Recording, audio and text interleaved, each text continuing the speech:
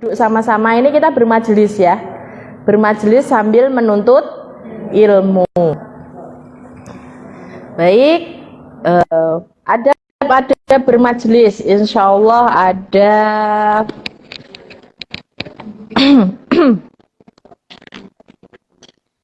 ada 13. Siap menyimak? Buku, pulpen sudah disiapkan? Yang pertama, ada bermajelis yang pertama.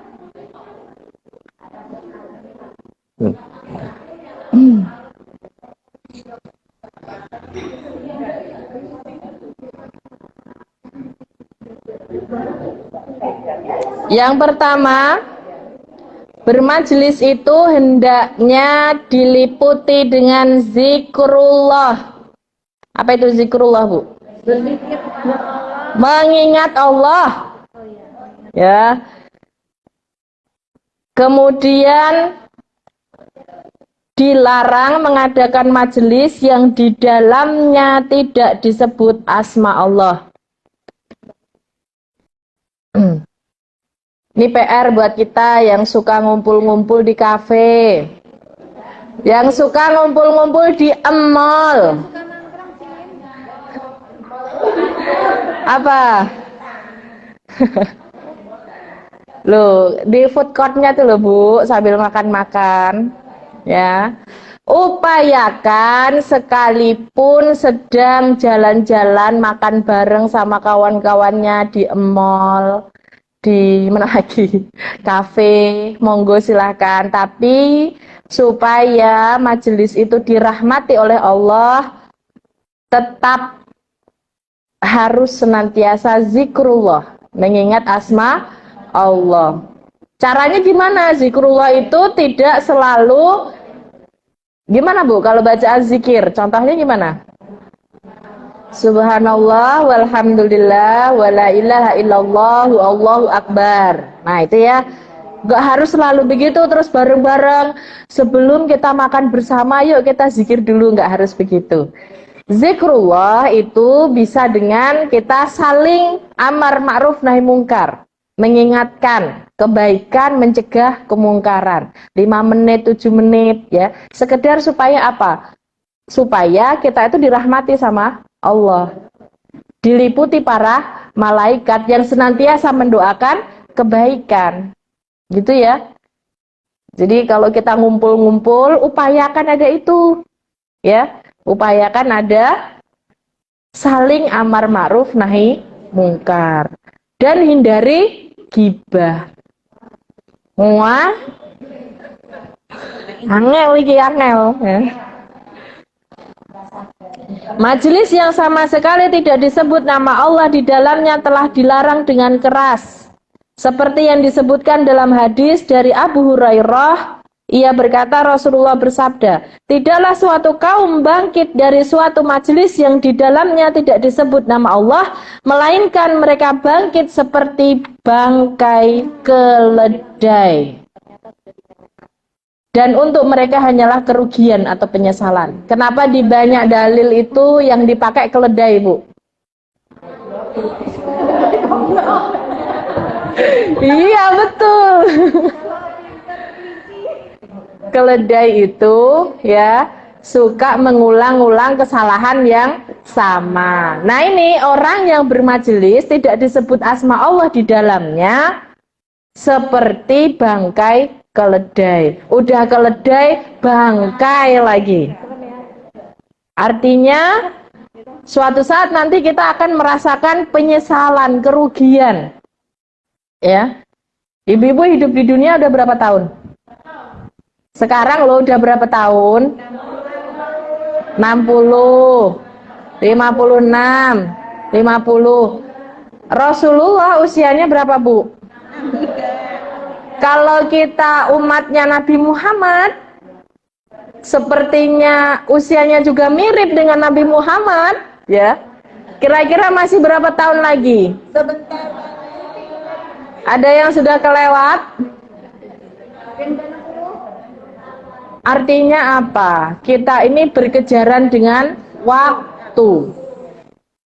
Jangan sampai majelis-majelis yang kita selenggarakan, majelis-majelis yang kita adakan, itu majelis-majelis yang salah.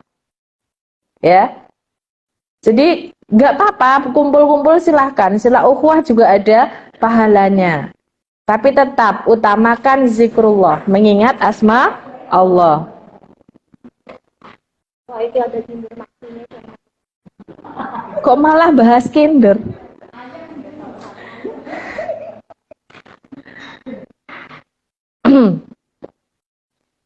Sebaliknya, jika majelis-majelis ini dimakmurkan dengan menyebut nama Allah, memujinya, mengucapkan sholawat kepada nabinya, maka majelis-majelis ini akan dicintai oleh Allah. Dan orang yang hadir di majelis tersebut akan diberi limpahan kebaikan. Hadis Abu Hurairah ya mengabarkan kepada kita akan hal majelis yang di dalamnya diliputi dengan zikrullah. Bunyinya begini, sesungguhnya Allah memiliki para malaikat yang mengelilingi jalan-jalan. Mereka mencari orang-orang yang berzikir. Jadi tadi kita lewat itu ada malaikat-malaikat, Bu. Malaikatnya nyari. Nah, ini malaikatnya mampir, Bu, ke sini. Serius ya. Apabila mereka menemukan suatu kaum yang berzikir kepada Allah, mereka akan saling menyeru satu sama lain. Besti, di sini ada majelis. Kata malaikat ya. Mereka akan saling menyeru satu sama lain, kemarilah mengambil bagian kebutuhan kalian. Lalu mereka mengembangkan sayap-sayap mereka ke langit dunia. Ini malaikat sedang mengembangkan sayapnya, Bu, ya. Insya Allah. Kemudian Rob mereka bertanya kepada mereka, sedangkan Allah lebih mengetahui dari mereka. Apa yang diucapkan hamba-hambaku? Apa, Bu, yang diucapkan? Malaikat menjawab, hamba-hambamu bertasbih kepadamu.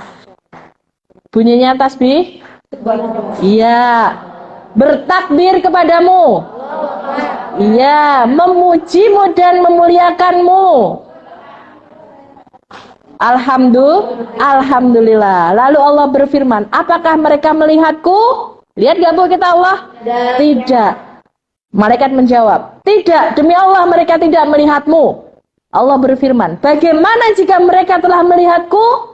Para malaikat menjawab, seandainya mereka melihatmu, maka mereka akan semakin giat beribadah. Dengan mengingat Allah, kita akan semakin giat beribadah. Akan semakin memuliakanmu, memujimu, dan memperbanyak tasbih kepadamu. Allah berfirman, dan apa yang mereka minta? Apa kira-kira kita minta sama Allah apa, Bu? Para malaikat menjawab, mereka meminta surga. Siapa yang mau surga? Saya. Mau didoain nggak ini? Jawab pertanyaan saya. Yang menjawab pertanyaan saya doakan mudah-mudahan masuk surga duluan. Mudah-mudahan yang jawab pertanyaan saya hutangnya segera lunas. Siapa mau masuk surga, Bu? Angkat tangan kanannya, katakan saya. Masya Allah, mau semua ya. Kudu gitu ya kalau sama ibu-ibu tuh ya. Ya. Harus didoain dulu baru mau jawab. Ya, jadi para malaikat menjawab, mereka meminta surga. Allah berfirman, apakah mereka telah melihat surga? Para malaikat menjawab, pernah lihat surga, Bu? Tidak, demi Allah wahai Rabbku, mereka tidak melihatnya. Allah berfirman, lalu bagaimana jika mereka telah melihat surga? Para malaikat menjawab, seandainya mereka telah melihat surga, niscaya mereka akan semakin bersemangat. Semangat, Bu? Semangat. Tunjukkan senyumannya. 727, kebalik. 272. 2 cm ke kanan, 2 cm ke kiri, tahan 7 detik. Nah. 7 detik apa 7 menit? Apa 7 jam? Garing, Bu. Untungnya garing. Seandainya mereka melihat surga, semakin mengharapkannya dan keinginan mereka semakin besar. Allah berfirman, apakah yang mereka meminta perlindungan darinya? Kira-kira kita minta perlindungan sama Allah dari apa, Bu? Azab neraka. Iya, betul sekali. Mereka meminta perlindungan dari api neraka. Allah berfirman, apakah mereka telah melihat api neraka? Para malaikat menjawab, tidak, demi Allah wahai Rabbku, mereka belum melihat neraka. Allah berfirman, bagaimana jika mereka telah melihat api neraka? Para malaikat menjawab, seandainya mereka telah melihat api neraka, niscaya mereka akan semakin menghindarinya. Dan rasa takut mereka akan api neraka akan semakin bertambah. Allah berfirman, aku mempersaksikan kalian bahwa sesungguhnya aku telah mengampuni mereka. Bu, ketika kita beriman, mengimani surga, mengimani neraka, maka Allah akan mengampuni dosa-dosa kita. Amin, Allahumma amin. Salah satu dari malaikat itu berkata, di antara mereka ada seseorang yang bukan bagian dari mereka. Ia datang untuk suatu keperluan. Datang ke sini mau jualan tas. Misalnya, dengerin dulu Bu, jangan negatif thinking dulu ya. Jangan negatif thinking dulu. Di antara mereka ada seseorang yang bukan bagian dari mereka. Ia datang untuk suatu keperluan. Jadi datang ke sini bukan hanya untuk bermajelis, tetapi mungkin jualan atau yang lainnya. Allah berfirman, mereka adalah teman-teman satu majelis. Tidaklah orang yang duduk di samping mereka akan merasa sedih. Jadi meskipun datang ke sini mau jualan tas, tetap posisi kita orang-orang yang sedang bermajelis. Alhamdulillah.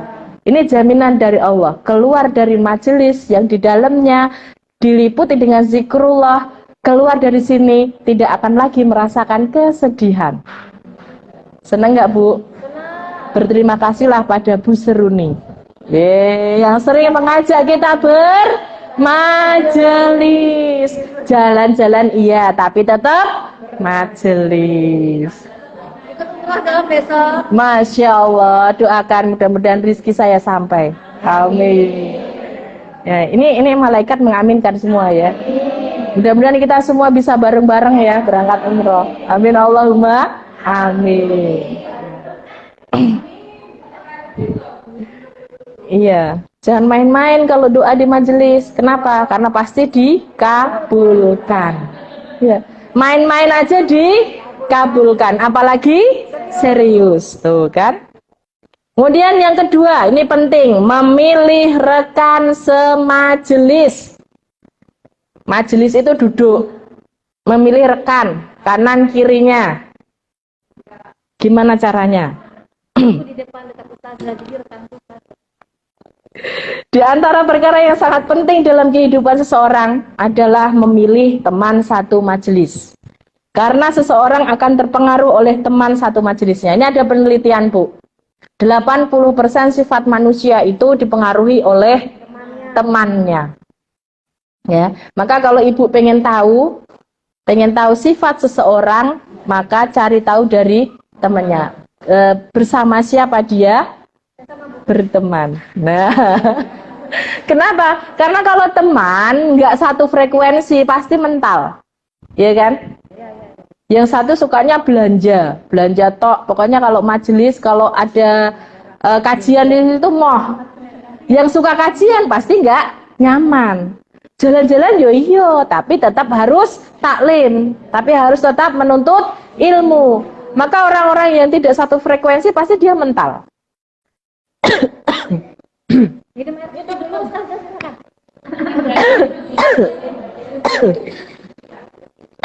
Tenang Bu, bukan corona insya Allah. Kenapa? Udah pergi ya? Alhamdulillah. Udah pergi juga. Omnya apa uminya?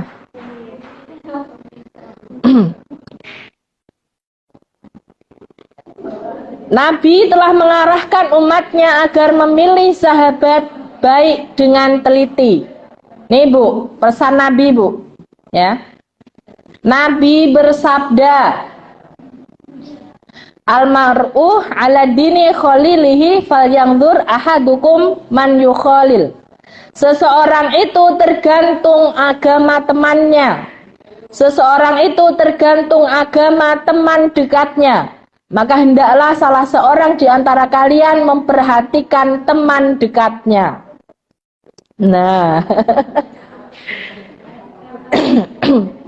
yang suka ngamalin zikir, pasti teman-temannya juga senangnya ngamalin zikir. Yang suka ngasih hadiah, pasti teman-temannya juga orang-orang yang seneng nerima hadiah. Masya Allah ya. Nah, ini penting sekali kita memilih teman satu majelis. Kenapa? Karena teman satu majelis, teman duduk-duduk kita itu sangat mempengaruhi perilaku kita. Ya. Gimana Ustazah kalau kita punya teman, temennya itu nyebelin, sukanya nipu orang lain, dan seterusnya. Cukup ditemui setahun 3 menit aja. Assalamualaikum, waalaikumsalam. Gimana kabarnya? Alhamdulillah sehat baik. Oh iya, alhamdulillah. Pamit dulu ya. Assalamualaikum, waalaikumsalam. Kenapa? Karena kalau teman-teman yang tidak baik, kok bisa kita ngobrol lama? Hati-hati. Bisa ketipu. Iya, dihindari. Kecuali kita punya kemampuan ngajak dia narik ke kajian. Silahkan, nggak apa-apa.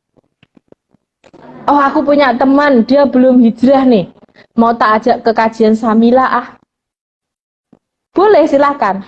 Tapi kalau kita nggak punya kemampuan, baru mendekat aja udah diajak ngobrol ngalor ngidul yang isinya gibah, namimah dan kawan-kawannya ya. Terus kita malah terpengaruh. Oh iya jebule Mbak Seruni ki. Mbak Seruni meneh ya Allah. Iya, dapat transferan pahala seneng ya. Iya. Ya, yang pelakor-pelakor kan juga gitu ya awal-awalnya. Ya kan?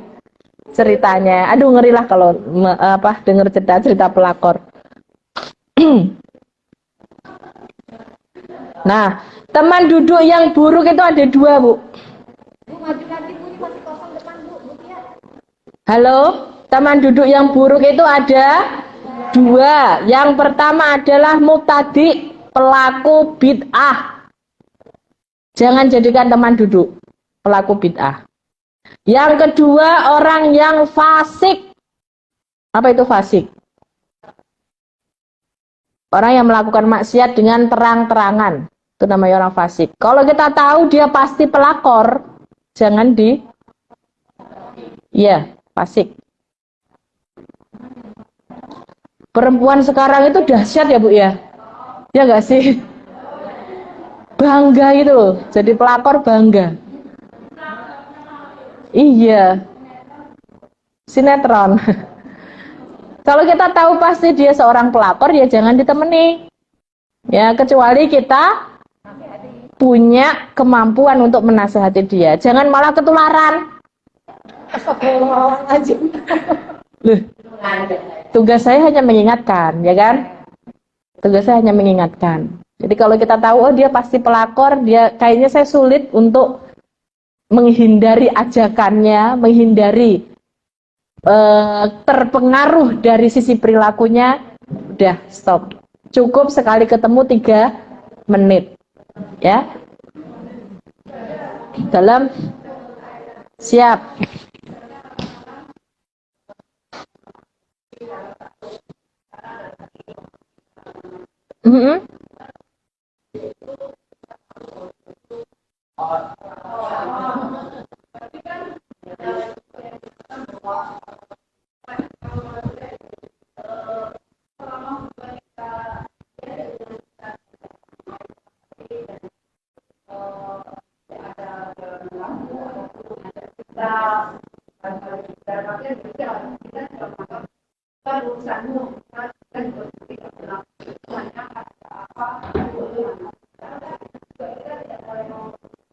Iya, betul. Jadi gini Bu, kalau kita tahu pasti dia seorang yang fasik, melakukan kemaksiatan terang-terangan. Minimal kalau kita ketemu dia ada kewajiban loh ya. Amar ma'ruf nahi mungkar. Bayangkan kalau kita setiap hari ketemu dia, kita nggak menasehati dia, berapa banyak dosa yang mengalir ke kita. Kecuali kita datang ketemu sambil kita nasihati dia, nggak apa-apa. Tapi kalau kita datang cuman sekedar ngobrol dan kita nggak melakukan amar ma'ruf nahi mungkar, ini bahaya, dosanya ngalir terus.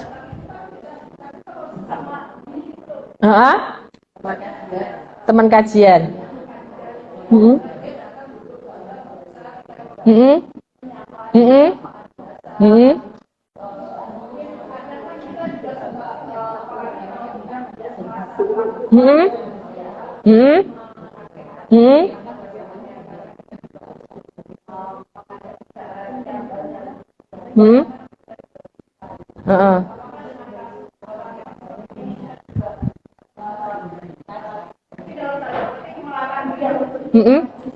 Iya, kalau melarang sih tidak ya. Mudah-mudahan dengan dia datang ke majelis itu adalah satu jalan hidayah Allah. Itu aja. Sekali lagi, hidayah itu kita tidak tahu. Dan kita jangan menjustifikasi orang. Macam dia itu elek, pasti nggak bisa baik. Ngopo dia itu datang-datang ke pengajian. Nggak boleh kita seperti itu. Karena memang banyak sekali orang yang jadi hidayah Allah itu luar biasa, apalagi hidayah taufik ya. Itu benar-benar yang dapat itu orang-orang pilihan, dan hanya Allah berikan kepada orang-orang yang mau mendekat kepada majelis ilmu. Ya, gimana ceritanya dia bisa dapat hidayah taufik kalau ke majelis ilmu aja dia nggak pernah datang? Artinya apa? Orang yang datang ke majelis ilmu itu sudah poin plus. Insya Allah melalui kajian-kajian itu nanti akan Allah turunkan hidayah taufik. Asal dia datang ke kajian tadi itu memang dari dalam dirinya sendiri. Kalau masih ajak-ajakan, ya itu agak-agak susah ya kalau hidayah taufiknya nyampe. Tapi insya Allah kita dikaruniai oleh Allah akal. Fungsinya akal itu adalah memahami kebenaran. Ya. Jadi selama dia berakal, ya, mau dia pelaku bid'ah, mau dia pelaku fasik, ya, ajak ke kajian. Insya Allah nanti entah pertemuan yang keberapa, Allah akan berikan hidayahnya. Gitu ya. Kita dulu juga gitu kan prosesnya. Betul? Saya kajian Senin lalu menceritakan masa lalu saya. Gak salah, isin. Ya enggak. Nanti. Jadi apa beneran ya? Si seksi ya dulu ya? Enggak. Nanti aja lah ya. Nanti. Kita selesaikan dulu, ada 13 adab ya. Iya, oke banget, Bu.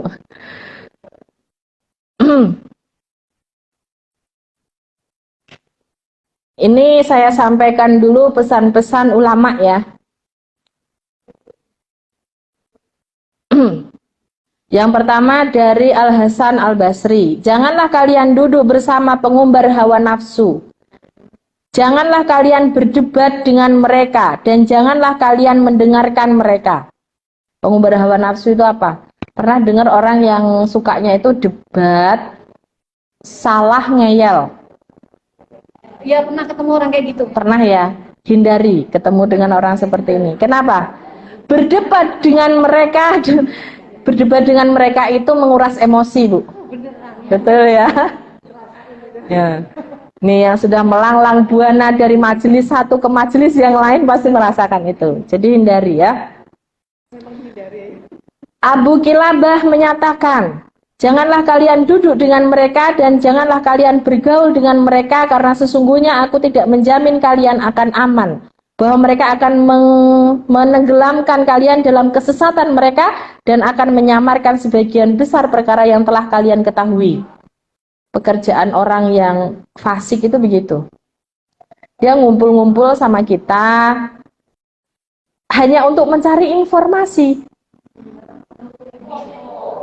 kepo. Setelah itu di luar sana kita jadi korban. Digibahin lah, namimah, fitnah, dan kawan-kawannya. Padahal harusnya sesama muslim nggak boleh seperti itu. Makanya kita harus menghindari pelaku bid'ah, pelaku kefasikan, ya. Pelaku kefasikan pemikiran ya Bu ya. Kan fasik itu ada perilaku, ada pemikiran. Orang yang fasik dari sisi pemikiran itu bisa kita lihat, mohon maaf ya, saudara-saudara kita yang liberal. Saudara-saudara kita yang mengusung ide sekulerisme, liberalisme, sekulerisme, kapitalisme, dan isme-isme yang lainnya. Nah, kenapa? Karena mereka mengaburkan pemahaman Islam yang lurus.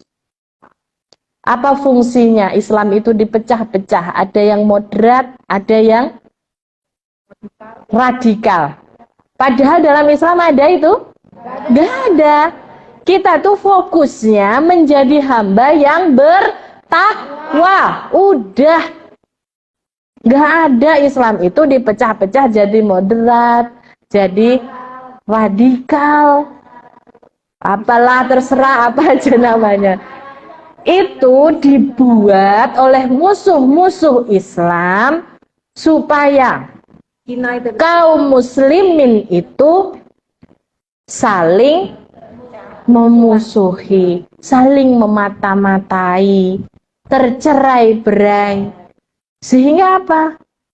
Masalah-masalah besar yang menghinggapi kaum muslimin ini nggak terpikirkan lagi karena kita sibuk berantem. Sama muslim berantem. Nah, intinya begitu. Jadi clear ya. Tidak ada di dalam Islam itu Islam moderat, Islam radikal. Kita fokus pada pribadi kita masing-masing untuk menjadi hamba Allah yang bertakwa. Wis nek kita fokus sama aku wis bertakwa urung ya, aku udah bertakwa belum ya, insyaallah. Wis nggak terpikir lagi itu orang mau ngomong apa, monggo. Wong kita fokus dengan amal kita masing-masing. Gitu ya. Kan kasihan banget itu ya. Bisa salah tuduh. Kalau salah tuduh, jadinya apa, Bu? Fitnah.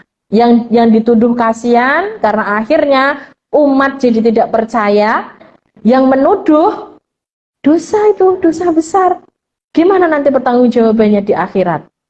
Ingat, kita hidup bukan selesai di dunia.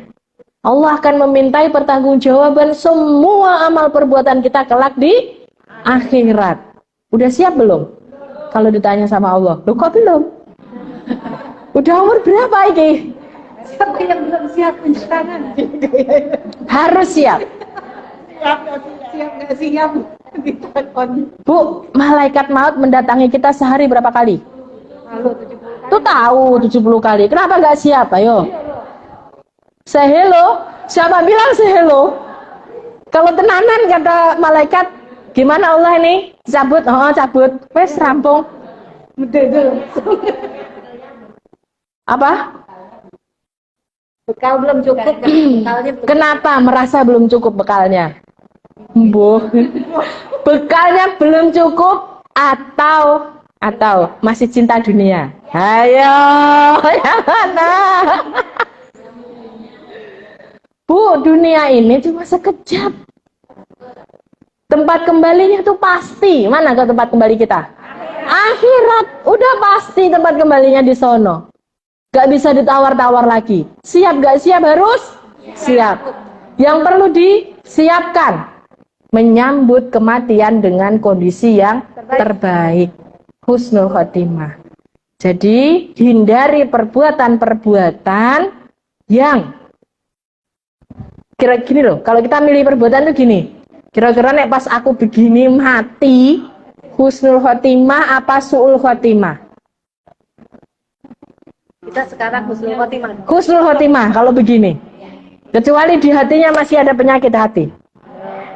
Alah, bata Ustazah Diana. Wong wingi sore wae kok yo.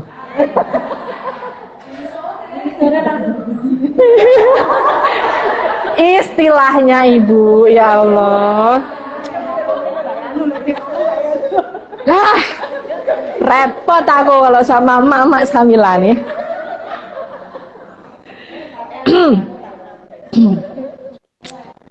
Dadah, lanjut. Yang ketiga, ucapan salam untuk orang yang berada di majelis ketika datang dan pergi. Nah, nih, kita lagi bermajelis ya, Bu. Kalau datang telat, adabnya salam. Assalamualaikum Ustazah. Maaf telat nggih. Siapa tadi yang belum begitu? Ayo yang terakhir. Baleni.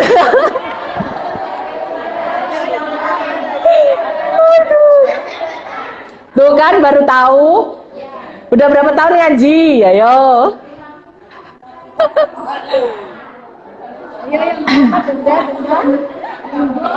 Apabila seorang, ini dari Abu Hurairah ya, apabila seseorang di antara kalian mendatangi suatu majelis, hendaklah ia mengucapkan salam, dan apabila ia ingin duduk, maka duduklah. Kemudian apabila ia berdiri untuk pergi, maka hendaklah ia mengucapkan salam. Nah, yang mau izin ke belakang, yang mau izin pulang duluan, jangan nyas-nyus ya. Angkat tangan, Ustazah, saya mau pamit dulu, mau jemput anak, mau jemput suami. Ya, mau apa silahkan. Ya. Kemudian apabila sudah ya, sesungguhnya yang pertama tidaklah lebih utama dari yang terakhir. Hadis riwayat At-Tirmizi. Gitu ya Bu, adabnya ya. Siap. Dan itu tidak berlaku hanya di kajian adab ya. Kajian Samila yang lain juga seperti itu. Jangan malu Bu kalau telat. Ya. Terus yang lain juga jangan diejek kalau temennya telat. Kan kita nggak tahu kerepotan, kesibukan apa di rumah. Rawani ngecil. Gitu ya. Siap dipraktekkan? Siap. Ya. Harusnya ibu-ibu Samila yang sudah ikut kajian adab, adabnya semakin baik. Gitu ya. Nanti ustadznya kaget. Segitunya ya.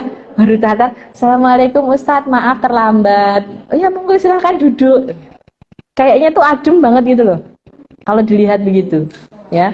Ini sebetulnya juga kalau yang punya rasa malu, mikir kalau mau telat, gitu kan? Engko dadak izin karo Ustadz, ya Allah, gitu ya. Misalnya. Nah, termasuk adab mengucapkan salam. Kita lewat, lihat ada saudara kita duduk, ucapkan salam.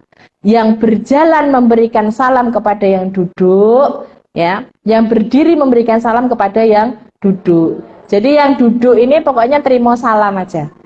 Kalau orang kafir yang mengucapkan salam, gimana jawabnya? Waalaikum.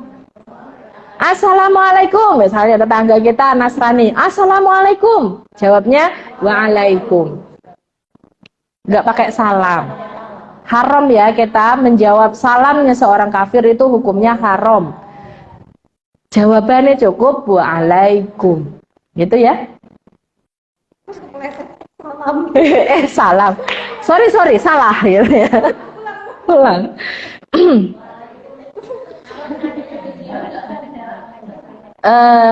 Bukan berdosa, kasihan dia. Kasihan, iya kan bisa sakit hati ya kan. Yang penting jawab aja, waalaikum.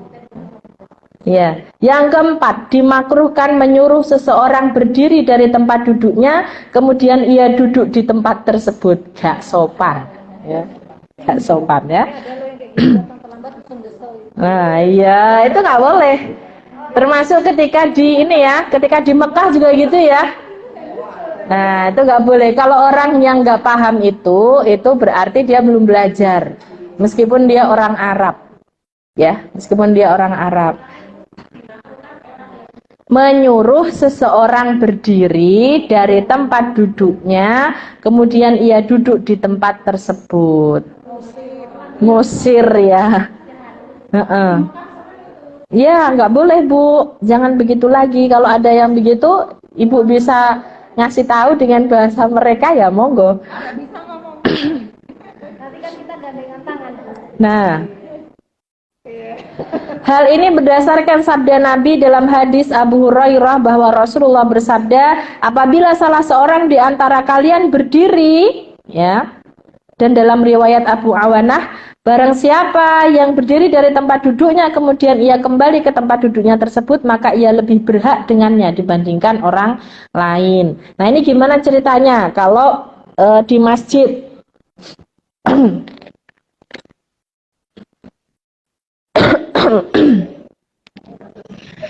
Pernah lihat nggak Bu, orang di masjid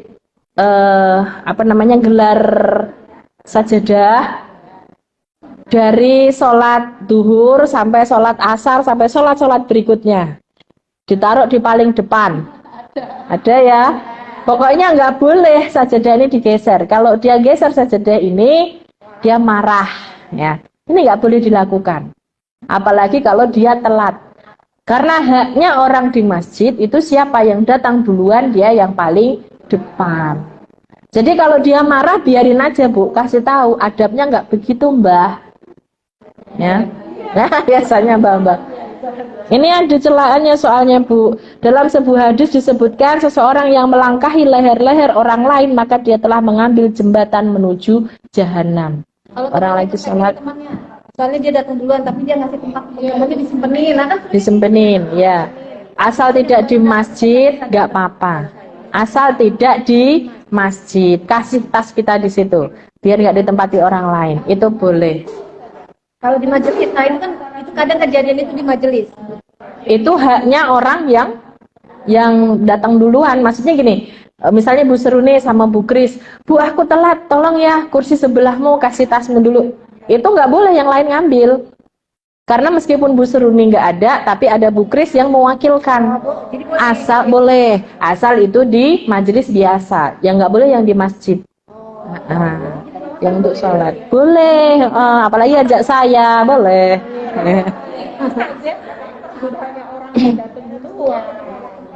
Apa? Itu yang masjid. Kalau yang di majelis biasa itu nggak apa-apa. Ini di sini boleh. Jadi misalnya nih Bu Seruni lagi datang di sini, tasnya di sini, keluar sebentar. Itu haram hukumnya pindah tasnya Bu Seruni terus kita dudukin di situ. Itu nggak boleh. Ya, kan ini biasanya akan terjadi kalau pengajian itu penuh sesak. Ya kan? Pengajian penuh sesak. Orang pengen desek-desekan ketemu syekhnya atau ketemu habibnya. Pengennya dulu duduk paling depan. Dilalai kita taruh tas di situ, kita mau pipis. Udah dipindah orangnya, pindah ini nggak boleh. Jadi haknya adalah orang yang Ya tas itu. punya tas itu. Itu ya. Ini mindahin tas orang nggak boleh. Ayo siapa yang suka mindahin tas? Nah, Ada di belakang. sabar ya. Nggak sengaja dia. Nggak sengaja gara-gara itu jadi berantem.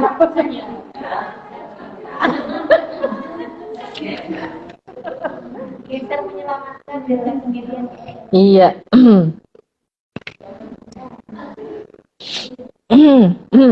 Itu ya. Sekarang yang kelima, melapangkan majelis. Majelis itu tempat duduk. Dalam surah Al-Mujadilah ayat 11 Allah berfirman yang artinya, hai orang-orang beriman, apabila dikatakan kepadamu berlapang-lapanglah dalam majelis, maka lapangkanlah, niscaya Allah akan memberi kelapangan untukmu. Kita kajian memberikan tempat untuk saudara kita. Memberikan tempat untuk saudara kita. Sini Mbak, geser saya. Biar dia bisa duduk dengan nyaman. Langsung dipraktekkan. Itu kalau kajian ada begitu.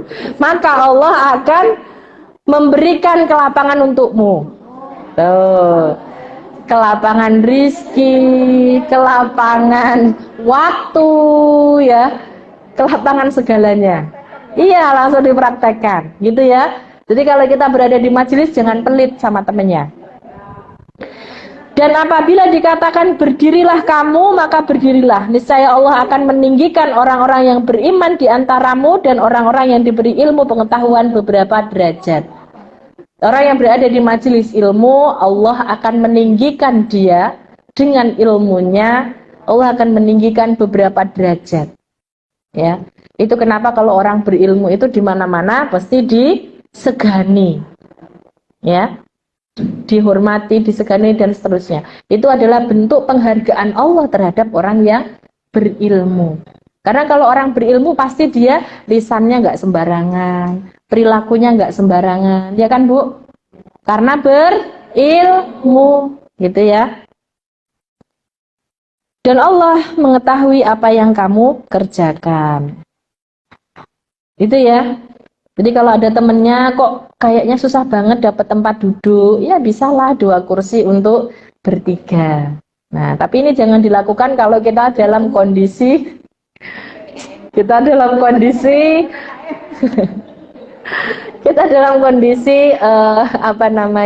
mudorot.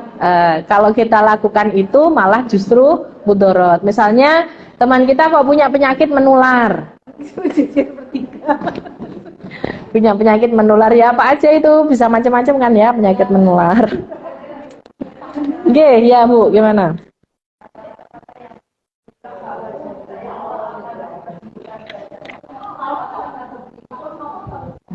Gimana Bu, ulangi.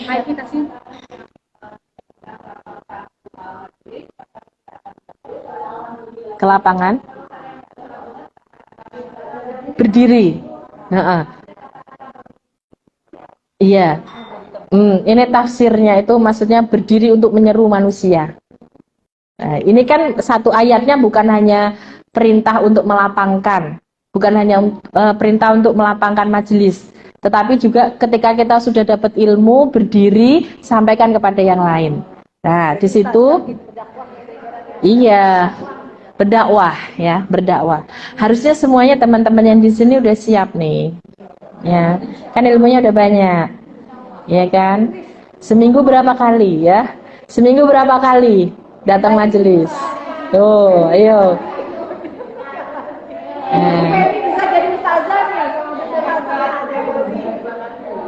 Iya. Senin sampai Minggu setiap hari. Sehari 2 kali, Masya Allah. Bu, tahu nggak air kalau didiemin bisa basi, apalagi ilmu harus dialirkan. Ya. Ini jadi ustazah. Bisa loh Bu Seruni diganti gantian. Oh iya, ganti Bu Penny dulu deh. Tunggu gini. Buat latihannya sebelum kajian ustadz atau ustadzah naik, buat materi 7 menit digilir. Ya. Pasti digilir gak datang. Capek deh. Bu. Itu berani barusan. Ngapain tuh tadi barusan? Jadi Sudah bagus itu. Kita mulai besok. nah, iya tuh. Boleh silahkan. Nggak apa-apa, nggak usah buat pertanyaan dulu ya. Ibu, kalau udah ngerasain 1 kali berbicara di depan dan orang itu merasa tercerahkan, Masya Allah, ketagihan. Udah ada yang pernah nyoba begitu? Ayo Bu, tuh Bu Rita. Jadi ustazah. Iya. Iya, siap.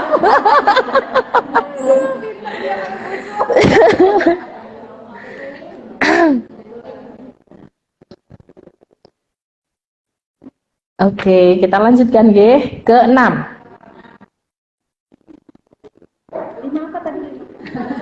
Yo, melapangkan majelis.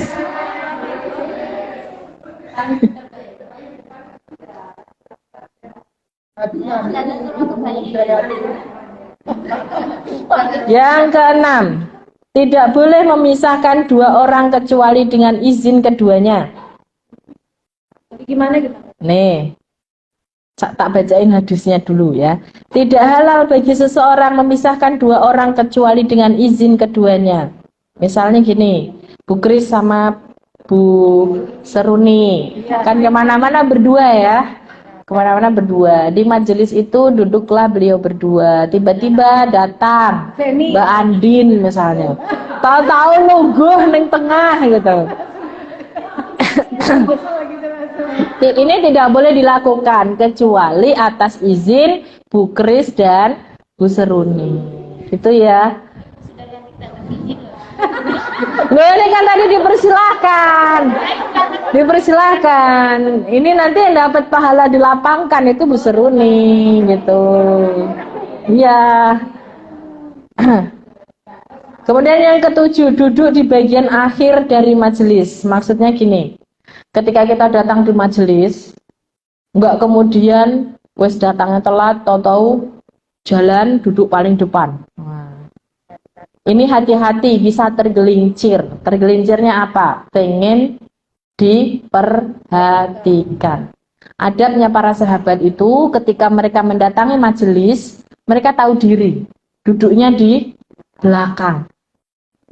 Apalagi kalau terlambat. Kecuali Mbak Panitia nyuruh ke depan. Nah, maka wajib maju ke depan. Oh, aku kemarin udah belajar adab, kata ustazah, itu nggak apa-apa kok di belakang. Nah, di belakang kabeh. Padahal tujuannya di belakang supaya nanti kalau aku ngantuk, ora ketok. Supaya bisa senderan. Saya punya murid Bu, ada kayak gitu, anak SMP. Tapi saya tahu dia begitu itu karena pengen diperhatikan. Jadi udah datangnya telat, minggir, aku mau duduk, aku mau deket sama ustazah. Duh, wah ini belum belajar adab. Kayak gitu kan temennya sakit hati ya. Wis datang telat, mendominasi. Udah gitu kalau dia buat pertanyaan itu adalah pertanyaan yang menguji gurunya. Wis kasihan. Ini anak SMP, gampang benahi. Kalau emak-emak ini yang agak repot. Ada nggak model orang begitu? Nanya untuk menguji ustadz atau ustazahnya. Banyak yang model kayak gitu. Dan itu nggak boleh. Adab Islam, di dalam Islam tidak boleh seperti itu. Ada istilahnya, ada 3 orang yang dicela Nabi itu. Ngomongnya agak susah. Saya harus buka buku. Celaannya begitu. Ada julukan dari Nabi untuk orang yang seperti itu tuh ada. Itu gak disukai sama Nabi. Gitu ya. Tanya itu ya benar-benar nanya. Memang kita nggak tahu atau ingin mengkonfirmasi. Bukan untuk menguji. Ingat Bu, ustadz-ustadzah itu juga manusia. Kita juga punya keterbatasan. Kadang-kadang kita nggak tahu, jamaah lebih tahu. Itu juga banyak yang kayak gitu. Jadi jangan melihat, oh kalau ustadz-ustadzah udah berani ngomong di depan itu pasti pintar. Tak uji nih, saya jajal. Sora jawab pertanyaanku. Ini dicela sama Nabi. Gak boleh gitu. Boleh, nanya boleh. Tapi betul-betul sesuatu yang memang kita ingin tahu atau kita ingin mengkonfirmasi. Sampaikan kalau ingin mengkonfirmasi. Ustazah, saya pernah dapat seperti ini. Betul atau salah? Adabnya begitu ya. Nah, Masya Allah Islam itu luar biasa. Islam itu sampai peridilan-peridilan aja diatur. Ya. Dari mulai aturan masuk kamar mandi sampai masuk surga. Ya. Betul. Aturan dari bangun tidur sampai bangun negara. Itu diajarkan dalam Islam. Artinya apa? Islam itu meskipun hal kecil-kecil ya, itu semuanya diatur. Nggak ada yang lepas dari namanya aturan Islam. Apalagi kalau itu perkara besar. Perkara kehidupan rumah tangga. Itu perkara besar bukan Bu? Besar ya. Kalau hanya individu makan, minum, kemudian tidur, ke kamar mandi, itu perkara kecil setiap hari. Yang lebih besar lagi keluarga, tetangga, bernegara, itu semuanya ada aturannya dalam Islam. Nah, sampai sedewasa ini sudah kita pahami semuanya syariatnya? Sudah? Belum semua, berarti harus lebih rajin lagi buat ngaji, ya. Kemudian yang ke-8, larangan 2 orang berbicara dengan berbisik tanpa melibatkan orang ketiga. Nah, nih, maksudnya apa? Dalilnya adalah sabda Nabi, janganlah 2 orang saling berbicara secara rahasia tanpa menyertakan orang ketiga, karena hal itu akan menyebabkannya bersedih orang yang ketiga. Ambil contoh. Bu Seruni lagi. Apa-apa, ketua ini memang gitu, udah nasibnya ya. Bu Seruni, Bu Kris, Mbak Andin, bertiga. Itu nggak boleh Bu Seruni dan Bu Kris ngomong berdua, Mbak Andinnya dicuekin. Enggak kok, kita Kalau pengen bicara, ini yang dicontohkan oleh Ibnu Mas'ud kalau nggak salah. Ibnu Mas'ud. Oh maaf, Ibnu Umar. Ibnu Umar. Jadi kalau dia datang pengen membicarakan sesuatu yang rahasia, kok jumlah di tempat itu cuma 3 orang, dia panggil 1 orang lagi. Sini, temani dia. Sebentar, saya mau ngomong rahasia dengan si A, si B, itu siapa aja. Adabnya begitu. Ya. Kalau di umum begini gimana? Ya sok aja silahkan. Ya, ngomong rahasia sebentar. Lebih baiknya izin sih. Maaf nggih Bu, saya mau ngomong rahasia penting sama Bu Rita. Gitu, misalnya gitu. Kita paham. Coba bayangkan kalau bertiga orangnya, 2-nya bisik-bisik. Apa nasibnya yang ini? Nyamuk kan tahu isinya. Ini nggak tahu isinya. Ya Allah, apa saya ada salah ya? Kira-kira begitu. Sedih yang ketiga. Maka adabnya begitu. Oke? Jadi kalau ada bertiga ini biasanya anak-anak remaja ini yang banyak begitu. Karena nggak belajar adab. Dan paling sering akhirnya itu jadi bullying, jadi apa itu namanya? Gap-gapan itu diawali dari hal-hal begini. Yang temennya nomor 3 tadi udah curiga, ngomong ke teman yang lainnya. Tahu nggak sih, aku tuh loh dicuekin sama dia. Dia satu geng sama itu. Yuk kita satu geng juga yuk gitu. Akhirnya geng-gengan. Begitulah seterusnya. Lah itu kalau dialami sama orang dewasa kayak kita, gimana Bu? Kekanak-kanakan kan? Iya. Padahal yang masih muda aja harus dibetulin, harus diluruskan. Kita yang dewasa nggak boleh ikut-ikutan begitu. Ya, namanya kita masih kekanak-kanakan, inner child. Nah, apa? Ada di sini yang inner child? Rugi lah, inner beauty semua. Masya Allah. Inner beauty semua. Itu yang ke-8. Sekarang yang ke-9. 15 menit lagi insya Allah ya. Larangan menyimak pembicaraan orang lain tanpa izin. Nguping. Kecuali pembicaraan itu nggak apa-apa, orang itu mendengar itu nggak apa-apa. Rasulullah bersabda, Abdullah bin Abbas ia berkata Rasulullah bersabda, barang siapa yang menceritakan suatu mimpi yang tidak dilihatnya, maka ia akan dibebani untuk menyatukan 2 biji gandum. Dia menceritakan 2 mimpi, dia menceritakan mimpinya orang lain gitu ya. Gimana ceritanya kita bisa menceritakan mimpinya orang lain? Iya, kan tahu mimpinya orang lain. Nah, itu asumsi, Bu. Kalau saya sederhanakan ini bahasanya asumsi. Ya. Kita mendengarkan nguping teman kita berdua ngobrol nguping, kita berasumsi, koyo iki sing diomongi iki lho. Nah, ya terus kita omongin ke teman yang lain. Ini kata Nabi, barang siapa yang menceritakan suatu mimpi yang tidak dilihatnya, maka ia akan dibebani untuk menyatukan 2 biji gandum. Dan itu nggak mungkin. Dan ia tidak akan pernah bisa melakukannya.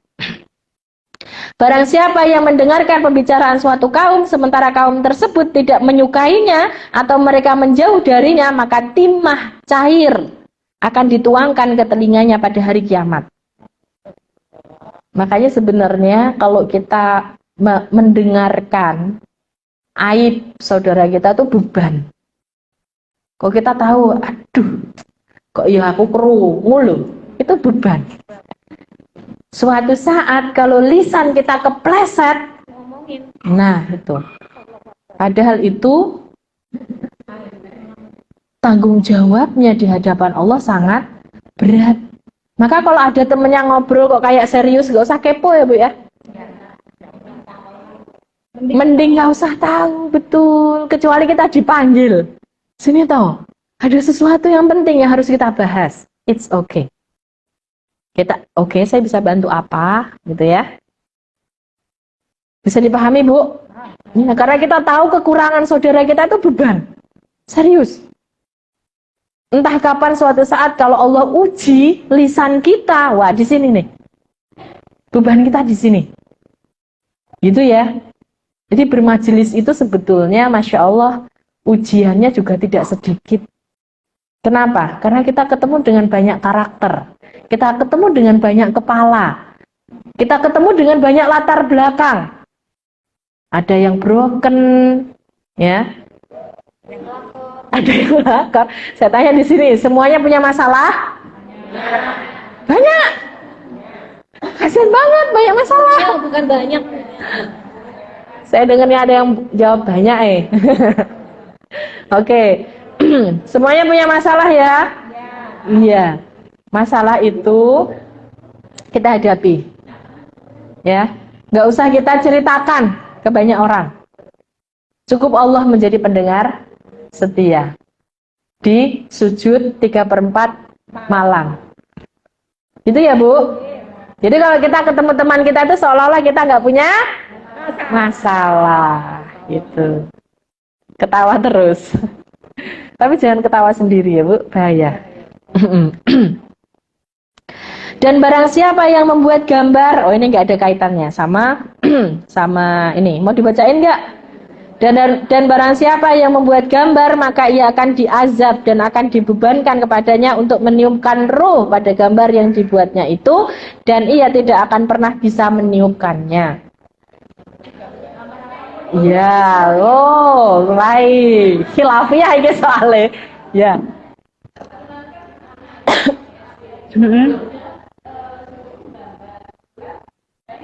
Wah, Masya Allah Mbak Dwi, Masya Allah. Makasih Mbak Dwi ya. Ini mengacaukan majelis nih.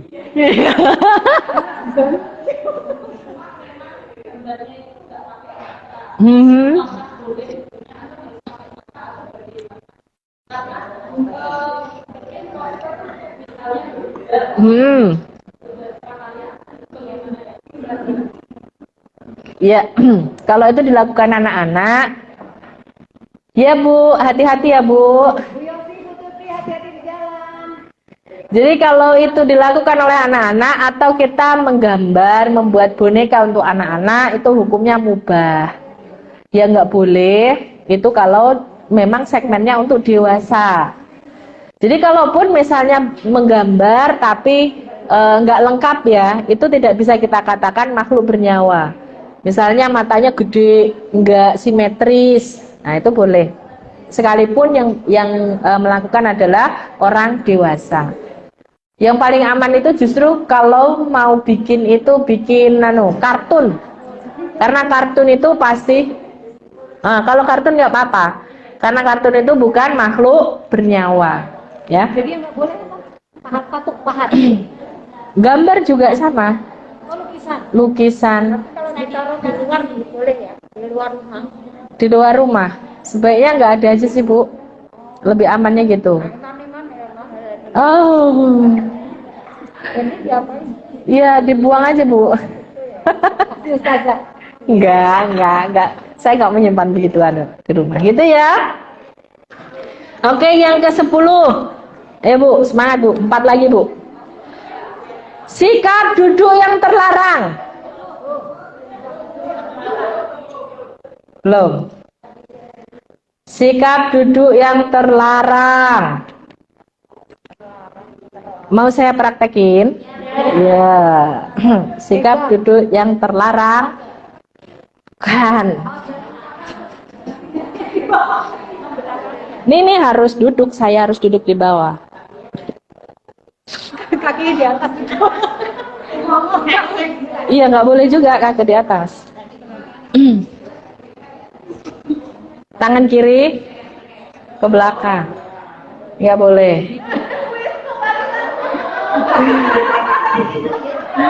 Kenapa? Karena ini kebiasaan setan. Nah, kalau orang hamil kan suka tegak gitu loh. Tangan 2 dong. Oh, tangan dua. Iya, boleh ke belakang tangan. Apa? Ya nggak boleh ke belakang. Ini hidungnya ini tangannya di depan gitu. Nggak apa-apa, boleh. Oh, jadi dua. Khusus yang ke belakang. Oh, satu nggak boleh. Iya. Boleh. itu cara duduknya setan. Sama seperti makan sambil berdiri. Kalau makan sambil berdiri nggak sampai haram, makruh. Minum, makan tuh semuanya kebiasaan setan. Makan tangan kiri, ya. Terus kalau tiduran kaki diangkat, kayak gini loh. Tapi tiduran. Itu Rasulullah pernah melakukan itu, asal jangan sampai aurat tersingkap. Ya. Makan, kalau adab makan, justru malah kakinya harus diangkat satu, tapi dalam posisi kita duduk di bawah. Kalau duduk di atas tetap nggak boleh. Yang di kursi nggak boleh. Masya Allah ya, luar biasa Islam.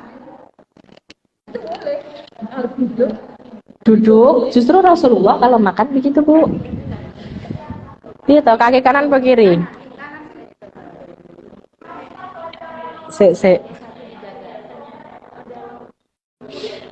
Saya lupa, yang dilipat kanan apa kiri ya? Kanan lah, kalau kiri piye? Coba dipraktekin Bu. Nah ya, yang kiri kan berarti. Aku ingatnya kiri kok. Kiri. Nanti kiri. Nggak boleh. Nah, kalau di lantai iya. Terus kalau kita makan bersama, sunahnya itu sambil ngobrol. Padahal waktu kecil nggak boleh. Tuh soalnya kan belum ngaji adab, ya kan? Malah bagusnya sambil ngobrol. Itu untuk membangun kedekatan. Jangan diem-dieman, nggak nyunah ya. Alon-alon gimana caranya maka sambil kesedang itu berarti kelaparan itu. Wow, sambil ngomong gitu ya.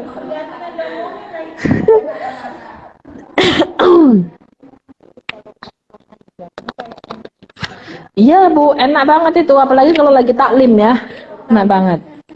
Yang ke-11, larangan banyak tertawa. Sedikit tertawa akan menyenangkan hati dan membuatnya lega, sementara banyak tertawa adalah penyakit yang akan mematikan hati. Dari Abu Hurairah, Rasulullah bersabda, la tukthirud dhahik fa inna kathratat dhahiki tumitul qalba. Janganlah kalian memperbanyak tawa, karena banyak tertawa akan mematikan hati.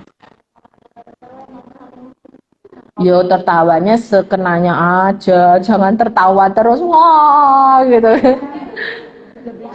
Iya, berlebihan. Boleh kalau sedikit ya Bu. Iya. Ya, makanya kalau kita mau dengerin pelawak jangan lama-lama, sebentar aja. Kalau mau healing jiwa bolehlah ya. Siapa yang suka healing jiwa? Nggak boleh ya Ustaz. Kan? Kalau isinya menipu dilarang, isinya berbohong dilarang. Kalau isinya tidak berbohong, ya membuat orang lain tertawa, gembira. Dengan tidak berlebih-lebihan tuh malah dapat pahala. Iya, untuk menghibur itu boleh, tapi yang nggak boleh itu kalau sampai tertawanya banyak, apalagi ada unsur kebohongan. Itu yang nggak boleh. Ya, gitu ya Bu ya. Jadi kalau tertawa secukupnya saja. Jadi kalau kita mau mau healing jiwa, kalau sekarang lagi heboh itu ya. Luka batin. Luka batin. Kenapa? Cerita sinetron. Iya. Healing luka batin. Kan terapinya ada, terapi tertawa, Bu. Memang ada di dunia psikologi. Ya. Masalahnya di sini kalau tertawa itu berlebihan. Kalau tertawa berlebihan itu menjadikan seseorang hatinya mati. Hati mati itu gimana sih? Hati yang sulit menerima kebenaran. Gitu. Isinya ngeyel wae dalam hatinya, gitu ya. Itu ciri-ciri hatinya mati. Yang ke-12, makruhnya bersendawa di tengah beberapa orang. Hai ya. Nih hadisnya begini, seseorang bersendawa di dekat Nabi, lalu beliau bersabda, tahanlah sendawamu. Tahanlah sendawamu di dekat kami, karena sesungguhnya kebanyakan orang yang paling kenyang di dunia adalah orang merasakan lapar yang teramat lama pada hari kiamat. Terus kalau sendawanya karena masuk angin gimana Us? Ya nggak apa-apa, kalau memang keluarnya harus nggak apa-apa. Ya nggak boleh itu kalau habis makan terus, oh iya itu ya, ditahan. Kalau mau sendawa ditahan. Kan ibu-ibu sering makan-makan bareng-bareng kan? Ya nggak apa-apa, yang penting ditahan. Iya. Aduh gimana ceritanya kalau sendawa keluar? Oke Bu, terakhir Bu, yang nomor 13. Disunahkan menutup atau mengakhiri majelis dengan bacaan kafaratul majelis. Udah hafal bacanya? Subhanakallahumma wa bihamdika asyhadu alla ilaha illa anta astaghfiruka wa atubu ilaik. Ilaik pakai kaf ya. Artinya, Maha Suci Engkau ya Allah dan segala puji bagimu. Aku bersaksi bahwa tidak ada ilah yang berhak diibadahi selain Engkau. Aku meminta ampun kepadamu dan aku bertaubat kepadamu. Bisa jadi saat kita berinteraksi, bermajelis, duduk-duduk bersama-sama, kita melakukan kekhilafan, ya. Entah nggak sengaja ngomong menyakitkan atau nggak sengaja ngomong berbohong, berlebihan dan seterusnya. Maka sebaiknya ditutup majelis itu dengan doa kafaratul majelis. Ditambahi istighfar bagus, ditambahi hamdalah bagus sebagai wujud rasa syukur kita karena Allah berikan kita usia, Allah berikan kita kesempatan bisa ngumpul-ngumpul. Insya Allah bonusnya pulang dari majelis itu adalah rasa bahagia. Makanya sering-sering ikut kajian Samila ya Bu ya. Pulang sini bahagia, perut kenyang, hati bahagia. Kayaknya tagline-nya gitu aja ya. Perut kenyang, hati bahagia. Masya Allah. Itu Bu, sudah selesai adab bermajelis. Ada yang ingin disampaikan? Silahkan ya. Waalaikumsalam warahmatullahi wabarakatuh.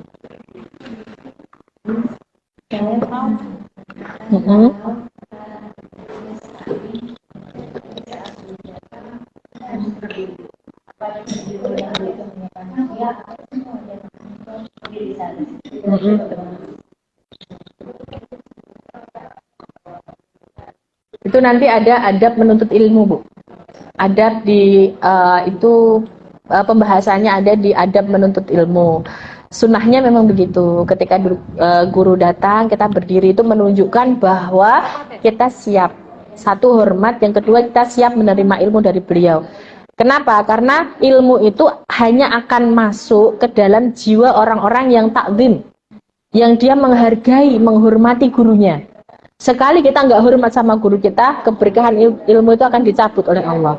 Maka salah satu bentuk kita takzim kepada guru kita itu adalah ketika beliau datang, kita berdiri, ya. Kita berdiri. Salam boleh, dicium tangannya boleh, gitu ya. Cium tangan itu? Cium kayak gini ya Ustaz ya? Enggak. Aku jadi merasa kayak usia berapa gitu loh. Padahal aku muda loh masih. Udah tapi kan ilmunya. Masih kecil loh kata berita. Anak-anaknya. Ada aja lah dengan anak. Ada lagi? Gitu ya Bu? Oke, silakan. Kalau kita mau ngucapin salam di rumah yang kosong, bagaimana? Rumah saya kan sering kosong. Iya. Ya, gitu. Saya salamnya gimana? Gitu. Salam biasa nggak apa-apa. Assalamualaikum. Nggak apa-apa. Nggak apa-apa. Oh, sama ya. Sama. Tiba-tiba yang jawab, Terima kasih ya dijagain rumah saya gitu dong. Iya. Oke. iya, kita nggak menyinggung semua. Ya. Kita aja lagi bicara di sini, gitu kan. Di sini kan ada kue-kue gitu ya. Kue-kue ya. Pakai ini enggak? Gimana kita sambil makan, dengerin itu gimana? Adabnya. Selama gurunya nggak masalah, silahkan dilakukan. Tapi kalau gurunya memerintahkan stop semuanya, nggak boleh makan, ya jangan Kue makan. nggak boleh makan. Contoh, saya kan baik, saya paham kok ibu-ibunya kesini itu dari tadi baru nyampe itu udah bau-bau, sedap gitu kan. Gitu ya Bu.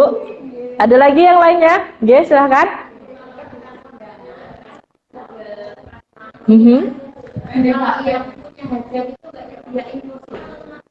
Iya. Kena. Nah, terus kan ini saja. Bukan di tempat itu. Ya. Batas. Teknis mengikuti konsep, tidak dibalik konsep mengikuti teknis. Nah, ya betul. Kita meminimalisir. Memang hukumnya makruh, nggak sampai haram, tapi ingat, makruh itu adalah sesuatu yang dibenci oleh Allah. Gitu ya. Iya. Kita mau nungguin, terus kita pakai jam juga. Iya. Kok berdiri gitu. Nah. Gimana kadang-kadang? Oh, kalau saya bodo amat, duduk aja di bawah. Ya nak, duduk. Iya. Di lantai. Iya. Cari agak pinggir gitu, duduk lagi di situ. Takutnya itu udah diinjek-injek orang kotor. Malah biar aja, kan tinggal dicuci bajunya. Depok gitu ya. Iya, biar tahu rasa tuh yang punya hajat. Sakit banget tamuku kok tuh paling Ini gendut. susah lagi. Saya nggak gemuk kok. Banyak ya. Kalau kita perjamuan kan gitu. Iya. Iya. Oh, saya turun. Yang 15 ada. Oh ini bukan. Bu, ada timbangan nggak? Ada yang kepo nih berapa turunnya? Ada lagi Bu? Udah? Alhamdulillah. Kalau oh ya, Doa yang sakit. Pak di Mbak Yani. Mana ya Bu Yani mana? Enggak masuk tapi dia minta titip doa. Oh iya, mari kita doakan untuk kesembuhan